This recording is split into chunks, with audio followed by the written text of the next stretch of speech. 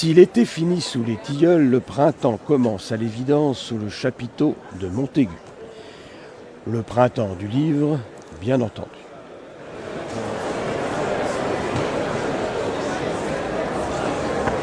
Cette année encore, pléthore d'auteurs et de visiteurs pour ce traditionnel rendez-vous littéraire de la Vendée, avec, pour cette édition, la présence appuyée de Monseigneur Lastre Solaire en avance sur son temps, qui fit monter la température au-delà des 40 degrés.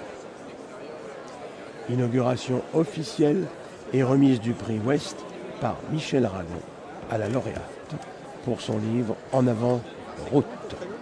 En avant, route. Pas en avant tout, mais en avant, route.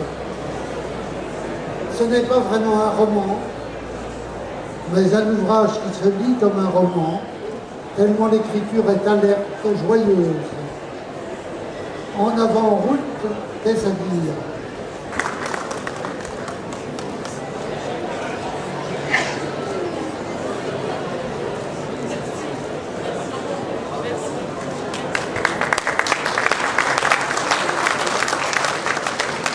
Merci beaucoup, ça me touche énormément.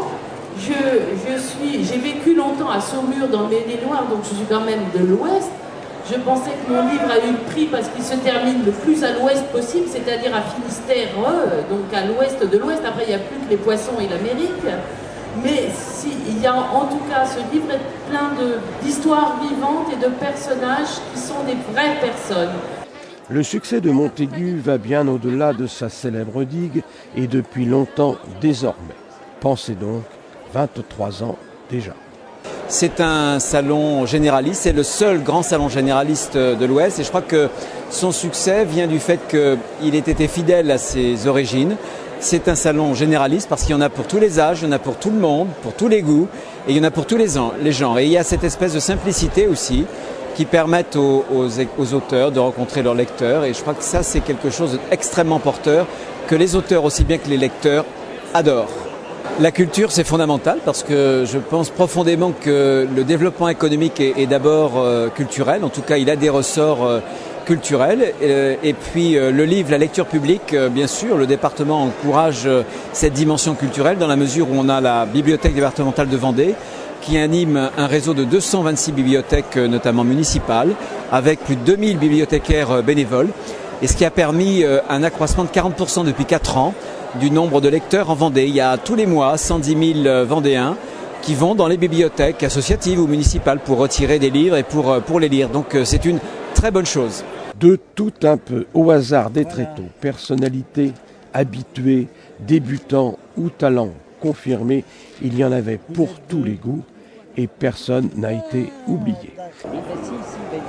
Offrez-vous ça, c'est magnifique, madame. C'est toutes les conneries que j'ai faites après la guerre, vous verrez, vous ne serez pas déçus. Et c'est les derniers, j'en aurai pas pour tout le monde. Hein. Voilà. Eh bien, vous n'avez pas été déçus. Eh bien, vous ne serez pas déçus avec celui-là. Personne n'a été oublié, à titre d'exemple, les femmes et les enfants d'abord. D'abord, c'est un très très beau salon. J'adore la Vendée, je suis vendéenne, donc je ne peux pas faire autrement que d'y être. Mais je suis surtout venue présenter mon roman, donc Plage non surveillée. Et souvent on me demande, mais d'où vient cette idée, Plage non surveillée? Bien tout simplement, j'ai rencontré beaucoup de femmes qui s'étaient inscrites sur Internet pour y rencontrer l'amour, parce qu'on cherche toujours l'amour, c'est évident. Hein. Et elles m'ont raconté des choses absolument invraisemblables. Il y a tellement beaux textes en poésie, je crois que ça vaut vraiment la peine de s'y pencher et de redécouvrir peut-être la poésie. Peut-être que la poésie, on en garde une image un petit peu scolaire, voilà, des textes qu'on a appris quand on était enfant à l'école et qui n'ont peut-être pas toujours fait résonner en nous des émotions. Mais je pense que dans la poésie aujourd'hui, avec les poètes d'aujourd'hui, contemporains, il y a vraiment de très belles choses et une expression, je dirais, à fleur de peau aussi. Et je pense que ça vaut vraiment le coup de la découvrir. Je vous présente mon dernier ouvrage, Quand le soleil se cache. Donc c'est une histoire qui se passe en Vendée, c'est un roman quand même assez terroir, même s'il y a pas mal de psychologie au niveau des personnages et de l'histoire. Donc on retrouve le métier du transport, un métier que j'ai le plaisir à mettre à l'honneur, que je connais bien puisque mon époux a dirigé pendant presque 40 ans, des entreprises de transport. Et puis on retrouve la Vendée avec toute la Vendée, hein, il y a même des recettes. Alors il y a un mélange, il y a du suspense bien sûr, il y a une histoire d'amour torride et il y a des recettes de cuisine. Voilà, je me suis plu à mélanger tous les genres. L'édition 2011 compte comme les années passées tout autant de virgules, mais cette année un peu plus de canicule. Un bon cru, quoi qu'il en soit, qui renforce l'activité culturelle développée ici.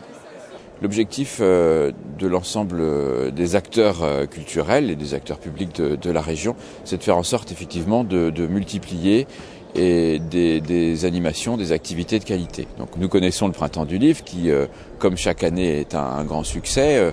On a eu très chaud hier, mais aujourd'hui le temps est supportable, on aura certainement beaucoup de monde. Et puis nous avons, ne l'oublions pas, ouvert en septembre dernier un théâtre, ce qui est une démarche assez rare, un théâtre qui nous permet d'accueillir de nombreux spectacles, là encore de grande qualité. Et alors je ne sais pas si la culture se nourrit elle-même de la culture, mais en tout cas on sent qu'il y a une habitude de fréquentation, une envie de découvrir toute forme d'art, toute forme d'expression culturelle et artistique. Cette année au printemps, il aura vraiment fait une chaleur torride sous les couvertures.